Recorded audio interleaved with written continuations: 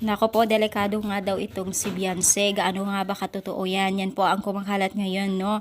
So, alam nyo ba guys na nagsasabi po nila na marami na daw yung wakwak ngayon sa paligid ni Beyonce na kung saan po ay, ang ibig sabihin po guys ay aaring masulsulan daw itong si Beyonce kung magpapadala po sa mga nag-PPM at mga wakwak na umaano sa kanya, kumbaga umaaligid, no? So, ibig sabihin, ibang vlogger o iba pang sponsor dyan na baka daw pwedeng mangyari yung mangyayari kay so sabi na lang natin kay Erica, no? So syempre maraming nag-aalala kasi ayaw naman po nila na magaya itong si Beyonce.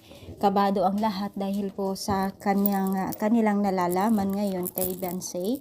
At syempre inamin ni Beyonce mismo kay Kalinga Prab at nangako naman po na hindi po magpapadala itong si Beyonce, lalo't pa man po ay siya po ay on the jury, ano na po, sikat na po sa ngayon sa Team Kalingap. Kaya naman po sana umaasa po ang mga netizens kay Beyonce na hindi po magaya at wag pong magpapagaya kay Beyonce, lalo't pa man po ay sobra na po siya ang sikat ngayon sa larangan ng Team Kalingap at social media. So, nangako nga naman ni Beyonce at ang kanyang pamilya.